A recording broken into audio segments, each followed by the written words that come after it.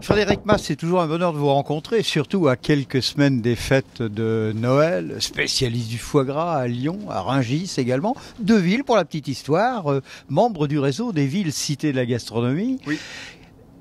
À quelques semaines des fêtes de Noël, parlons du foie gras qui a vécu quelques petites turbulences en ce début 2016. Frédéric, bonjour et bienvenue chez vous. Bonjour Michel, c'est toujours un plaisir de vous recevoir. Et de parler du foie gras, c'est effectivement notre sujet, c'est notre passion et la spécialité de la maison, pour les chefs de cuisine évidemment, mais aussi les charcutiers et les traiteurs.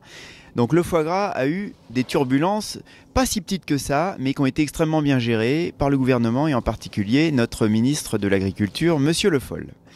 Donc, ce qui s'est passé, on a eu La filière également a bien géré cette histoire. Et la filière a extrêmement bien géré cette histoire parce qu'elle s'est mobilisée, elle est restée unie, que ce soit la filière production sud-ouest de la France, mais aussi Bretagne et Vendée, puisqu'aujourd'hui, Bretagne et Vendée produisent 40% du canard français.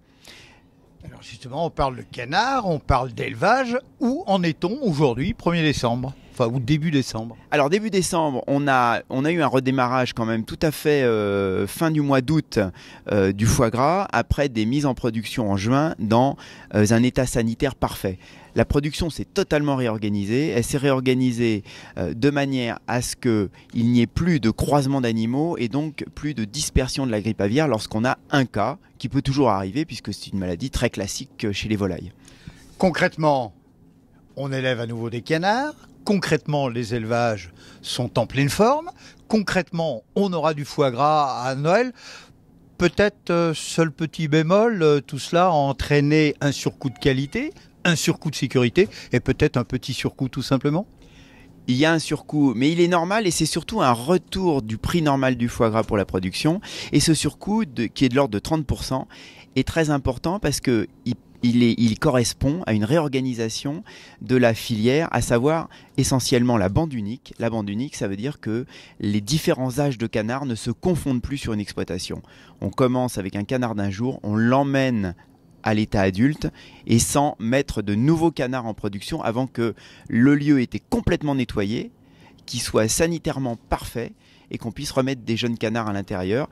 Et puis les transports ne sont plus croisés, c'est-à-dire un transport de canards pour une seule exploitation et plus de mélange d'exploitation. Extrêmement important. Cette petite transition désagréable a permis de réorganiser la filière, de réorganiser les différents points, vous en parliez, de transport, d'élevage. C'est au moins une bonne chose, prenons ça comme un côté positif. Il faut le prendre comme un côté positif et il faut bien reconnaître que le gouvernement a extrêmement bien accompagné la production, a compensé les pertes avec beaucoup d'intelligence et beaucoup d'unicité. Donc ça, c'est une bonne chose. Donc la production repart. On aura du foie gras à Noël, ça c'est le plus important. Nos chefs pourront transformer les foie gras, nos charcutiers pourront les proposer évidemment sur leurs étals et les bouchers évidemment pourront vendre le produit cru pour ceux qui savent le faire, et Dieu sait s'ils sont de plus en plus nombreux. Et les foies frais. Les foies frais, oui, c'est extrêmement important. Et moi, j'encourage vraiment ceux qui vous suivent à faire leur foie gras eux-mêmes. Alors, on va en parler après dans le mot de la fin.